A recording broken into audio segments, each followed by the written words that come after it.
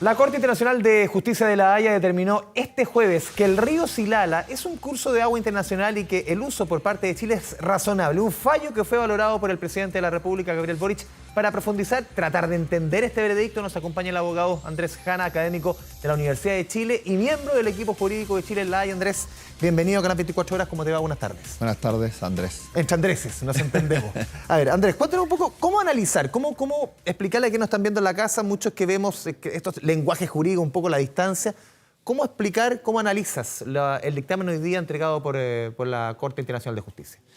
Yo creo que es muy importante cuando uno analiza una disputa jurídica, entender qué es lo que motivó esa disputa, por una parte, y qué era lo que Chile, porque Chile fue el que demandó, cuál es la razón por la cual Chile fue a la Corte y qué era lo que Chile le pedía a la Corte que determinara.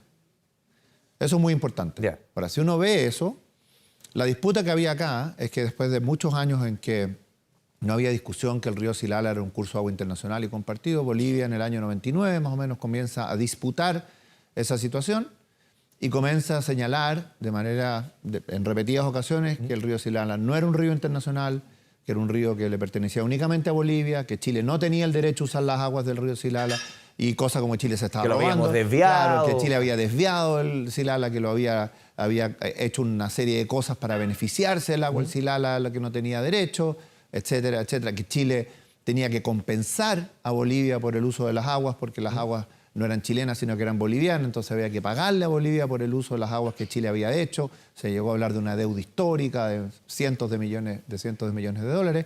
Y en un punto, en el año 2016, en el Día del Mar, Evo Morales, ¿no es cierto?, declara, presidente de Bolivia en esa época, declara que él lo que va a hacer es que va a llevar a Chile a La Haya. Estamos en el contexto del conflicto, la obligación de negociar. Y previo al tema de La Haya, del conflicto marítimo. Estábamos claros, que va a llevar a Chile a la Corte porque Chile se estaba robando las aguas, estaba cambiando el curso y estaba aprovechándose un río que era boliviano, sobre que Bolivia tenía soberanía y que eso era completamente inaceptable. Y en ese momento Chile dice, mire, yo necesito certeza jurídica, yo no puedo seguir con una discusión abierta si el agua es o no, que me acusen de que desvío el río, que el río no es mío, que las aguas necesitamos certeza jurídica y por lo tanto vamos a ir a la Corte, que es lo que hace cuando uno tiene una discusión, una disputa, voy a ir a la Corte a que zanje esta discusión y nos dé certeza jurídica. ¿Certeza jurídica, Andrés? ¿Sobre qué?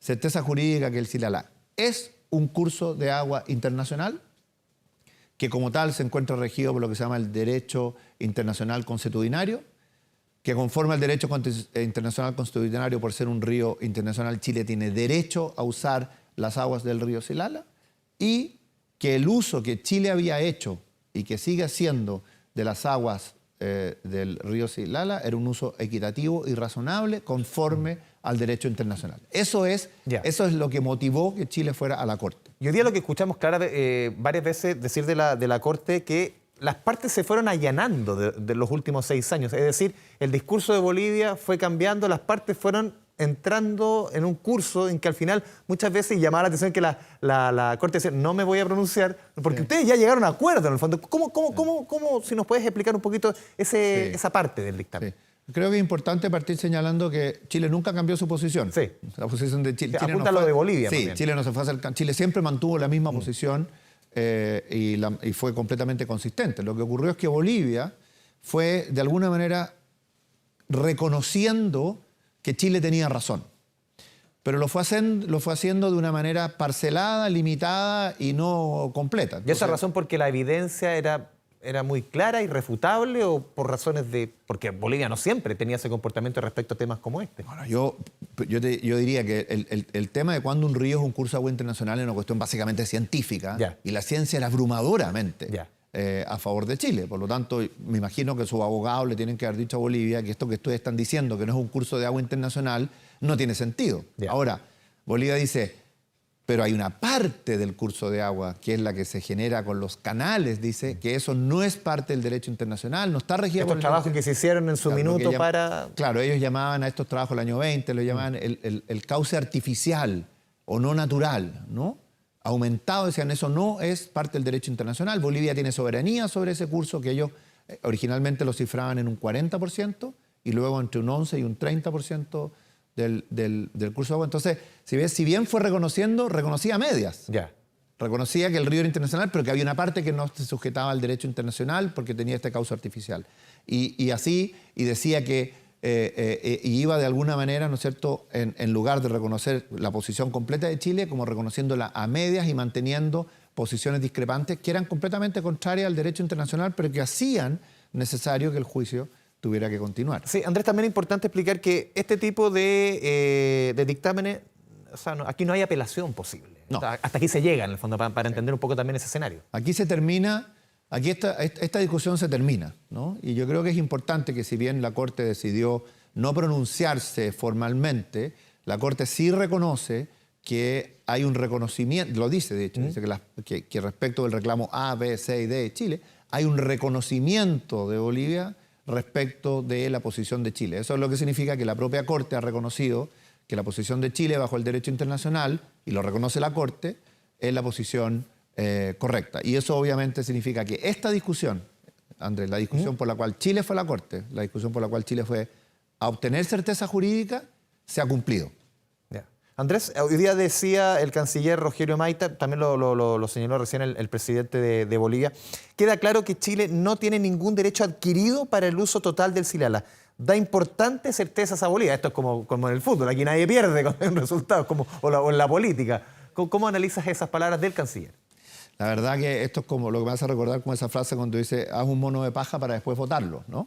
Porque la verdad es que Bolivia en algún minuto dijo que Chile no tenía un derecho adquirido, pero la pregunta es, ¿alguna vez Chile dijo que tenía un derecho adquirido? Nunca. Eso es algo que Bolivia dijo que Chile nunca negó. ¿Y por qué? Y esto es importante entenderlo, porque cuando un curso de agua es internacional, que es lo que Chile pedía que se declarara, ese curso de agua internacional permite el uso equitativo y razonable de aguas por ambos estados, bajo las circunstancias, ¿no es cierto?, específicas de ese río.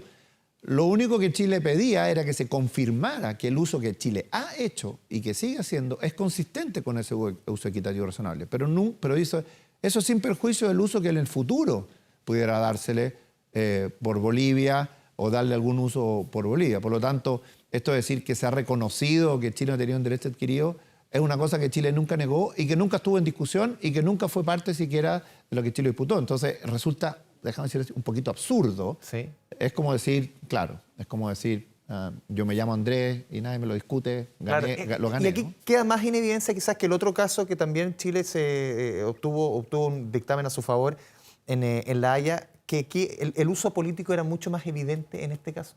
Sí, a mí como abogado no me gusta entrar mucho en la política, pero de alguna manera los casos en La Haya tienen un componente político evidente. Porque aquí dice, perdón, Andrés, que el gran perdedor no solamente es Bolivia, es Evo Morales, puntualmente. Sí. Bueno, cualquiera que ha seguido las noticias en Bolivia se ha dado cuenta que hay toda una discusión, porque se acusa que fue, ¿no es cierto?, se perdió el Silala, que fue dicho que el Silala, ¿no es cierto?, se reconoció que era internacional. Recordemos que aquí había este reclamo, la pretensión de que se pagara una deuda por el uso de las aguas. En definitiva, todo esto que se decía en ese momento, en el año 2016 y antes, respecto de que este curso de agua no era internacional, que Chile no podía usarlo, que el agua le pertenecía a Bolivia, todo eso quedó demostrado de manera categórica que era incorrecto y que Chile tenía la razón. ¿Quedan temas pendientes con Bolivia? Digámoslo así, frente a la Corte Internacional de Justicia... Hoy día no. ¿Ah? No hay temas pendientes con Bolivia. El tema del acceso soberano al Océano Pacífico quedó resuelto por la cuestión de la obligación de negociar, Andrés. El tema del río Silala quedó resuelto hoy con lo que escuchamos de la Corte. Y yo creo que eso, si tú me permites, me parece que es muy importante que se entienda. Porque Chile fue a buscar certeza jurídica, ¿no es cierto? Y hoy día lo que ha ocurrido es que toda esa discusión que había, si el río era o no internacional, si Chile podía usar las aguas, si el uso de Chile era legítimo, todo eso está resuelto a favor de Chile. Y por lo tanto estamos en un punto de partida limpio, ¿no?, en que la posición de Chile ha sido reconocida y en consecuencia toda esa discusión que hubo por años está zanjada y terminada de manera absoluta. ¿Chile en La Haya no queda en otro caso que esté involucrado en nuestro país? No. Ya. Chile tuvo 3 casos en La Haya, tuvo el caso con Perú, que fuimos demandados. Sí. Que se terminó primero, luego el caso de la obligación de negociar, que también ya fue fallado, y el último caso que queda en que Chile fue demandante, que era este caso del río Silala, terminó hoy, por lo tanto, hoy día no tenemos asuntos ante la Corte, como se dice. Tú mencionabas el tema de Perú, yo recuerdo cuando sucedió ello, y a Chile, claro, aquí los dos ganaron de alguna forma, hubo un dictamen bien salomónico, se dijo en su minuto, que aquí se discutió mucho, no, tenemos que salirnos de La Haya. Y aquí este tema, realmente vamos para la próxima, vamos a perder con Bolivia, hoy día como que no, vamos de winner por la vía. Sí. Es una discusión que no se puede sopesar a razón del dictamen de la Corte Internacional. No, yo creo que es interesante lo que tú señalas, que de alguna manera la existencia del Pacto de Bogotá nos permitió a nosotros ir a la Corte y pedir un pronunciamiento de la Corte en una materia que para nosotros era importante que se entregara certeza jurídica, y de alguna manera el hecho de ser demandantes y obtener esta certeza jurídica que fuimos a buscar demuestra que había otra cara de la medalla, donde obviamente la existencia de ese pacto es favorable a Chile, y también demuestra que estas decisiones es mejor tomarlas con la perspectiva del tiempo y con una evaluación completa y no al calor de una u otra decisión. O sea, tu juicio claramente es favorable estar dentro de estas instancias. Lo que ha pasado hoy día ha demostrado, sí, ¿no es cierto?, ha demostrado que para Chile fue favorable y es favorable tener acceso a esa jurisdicción para resolver problemas como esto. Y lo que vimos hoy día también una señal súper potente del presidente Boric dando su reacción después del fallo, y atrás secundado no solamente el Poder Judicial, el Poder Legislativo en sus dos cámaras, sino que el arco político casi en toda su expresión. Es una señal potente más o menos de que por lo menos en este tema en Chile todavía, como dice alguno, todavía queda patria. Sí, bueno, yo por lo menos la perspectiva que a mí me toca, yo he tenido la suerte y la verdad el privilegio, y lo digo sin ni un reparo, y el honor de haber estado en los 3 casos de Chile.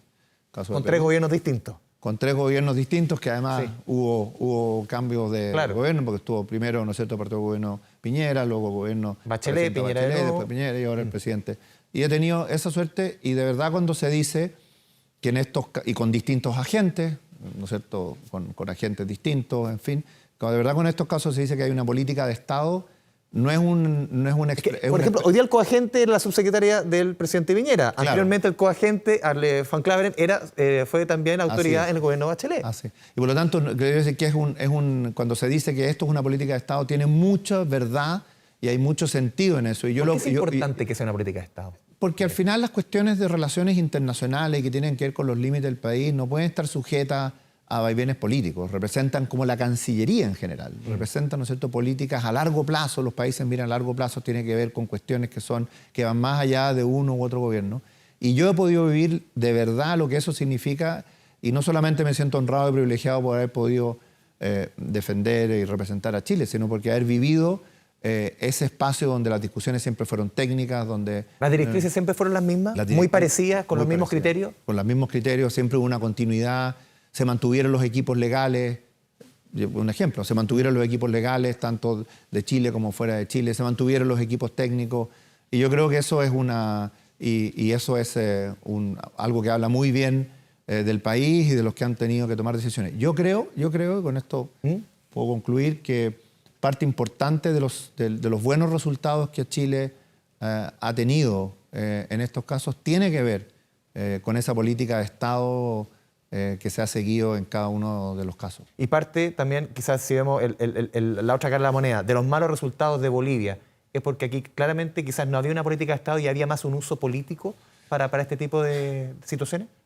Claro, y se perdía de vista la dimensión jurídica, ¿no?, de estos casos, y se transformaban de alguna manera en casos simplemente, pero no solo políticos, sino que de conveniencia política limitada. Y hay otros países de Latinoamérica donde me ha tocado hablar a mí y contar la experiencia chilena, que han tenido problemas parecidos, que han habido acusaciones recíprocas, atribución de responsabilidades, en lugar de tener un enfoque. En el caso de Bolivia hubo cambio de abogado, vaivenes, miradas distintas, acusaciones. Yo creo que Chile en ese sentido ha tenido un ejemplo, y yo mirado de adentro, que he participado, quiero decir que eso ha hecho una diferencia muy importante. La verdad que todos, yo siempre digo, nos hemos puesto aquí, nos ponemos la banderita chilena y esa es la única consideración, y creo que eso también se ha notado, y yo creo que se le ha transmitido, fíjate, a todo el resto del equipo, nacional e internacional. Un equipo muy cohesionado. Andrés Jana, te agradecemos este espacio, esta conversación con Canal 24 Horas. Muchas gracias. Muchas gracias a ustedes.